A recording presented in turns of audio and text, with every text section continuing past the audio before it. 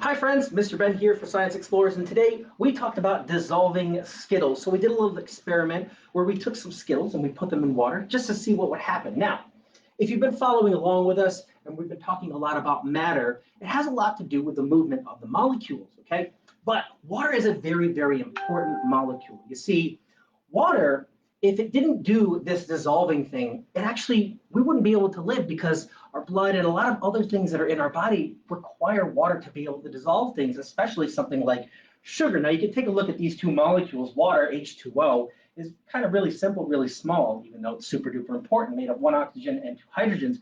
But then we take a look over at the sugar, the sucrose. This is table sugar. There's lots of different kinds of sugars. And you can see it's a lot bigger, it's a lot more complicated. It uses the same hydrogen and oxygen, but we also have these carbons built in, and that formula is C12H22O11. Okay, now what happens is water is able to grab onto these molecules and kind of pull them apart, not the actual molecule itself, but pull them apart from each other, and it allows them to dissolve in there. See, sugar is a solute, it gets dissolved, whereas water is a solvent, it does all the dissolving. You can take a look over here at our experiment. We have our Skittles here, but you can see that we put our Skittles in there and each one of them lost all of its color to the water, okay? But how do we know that there's sugar in there? Well, the easiest way to tell if there's sugar in something is you can taste it. And so we took a little sip of our,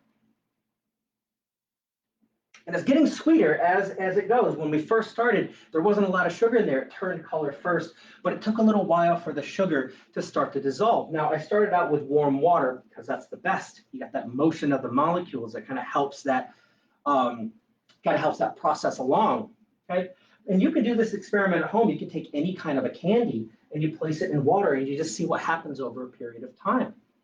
Well, that's all I have for you today, friends. If you're interested in these programs, you can contact Jess at education@cmssny.org.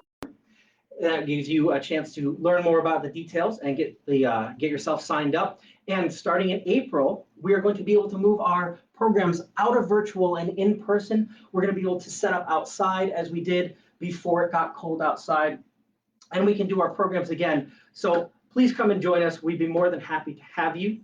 Don't forget that this Wednesday and every other Wednesday throughout the spring and the summer, we're going to be doing our nature exploration program, where we're going to take some hikes in some of the trails that are out and around the Saratoga area.